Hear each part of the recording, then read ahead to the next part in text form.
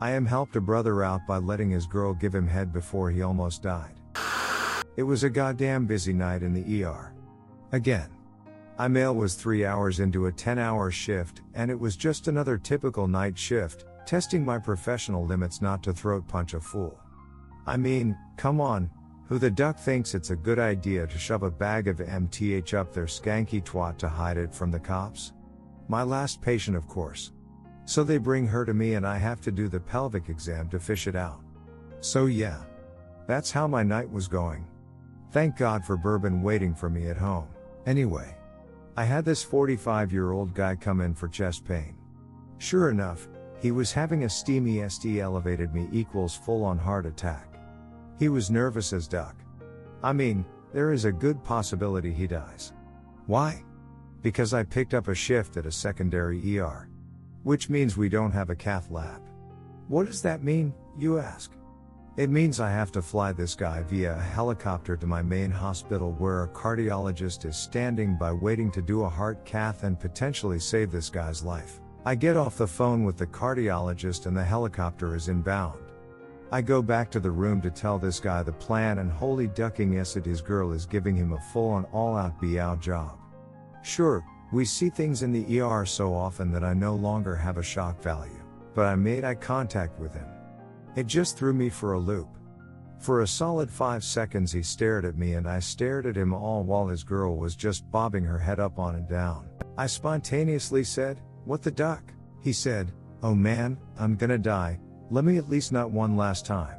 Granted. Think of the scene. This guy is having an active heart attack in a busy ER with a helicopter coming to pick him up. Oh, did I mention the fact his girl, God bless her, never stopped during this moment of conversation? I mean, she was going to town. 2 hands on his CCK with saliva everywhere as if she was trying to suck this man's soul out of his DCK. This was a PRN quality blowjob I was witnessing in my ER. Also, this guy never took his eyes off mine the whole time we were talking. So after I caught my breath of what's going on, I flatly said, "The helicopter will be here in 5 minutes, you have until then." He leaned his head back and said, "Thanks brother." Then he reached up and took a fistful of his girl's hair and just face ducked her right there. She started moaning. I stepped out and let the door click behind me. The rest of the chaos in the ER faded as I tried to wrap my brain around what just happened. I just looked into another man's eyes while he was getting a fantastic blowjob. I unintentionally stood guard in front of the closed door trying to get my bearings straight while this guy started moaning loudly behind me. A moment later I would hear the chopper blades thump thump thump overhead.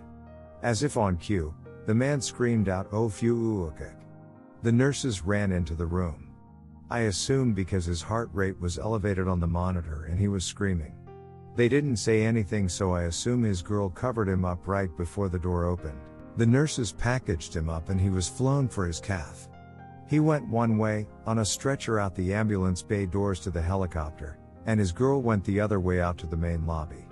But not before looking up at me, making eye contact, and wiping her lips with the back of her hand. Jesus Christ. The rest of the shift went as usual. Except I was preoccupied the entire time. Never going to forget his face. I looked him up the next shift and he survived his heart cath. So he's out there somewhere living. I hope he marries that woman. Because goddamn. That's love right there. Edited, grammar. Guess writing a post with 3 glasses of bourbon doesn't bode well for English teachers. Edit 2, to the guy gal who suggested CPAP and then quoted Mona to me, that's cute. See my response. Stay in your safe box. Us big boys know what TF we're doing. You should consider keeping your lips shut while you watch a master at work. Again, don't worry little one, I got this.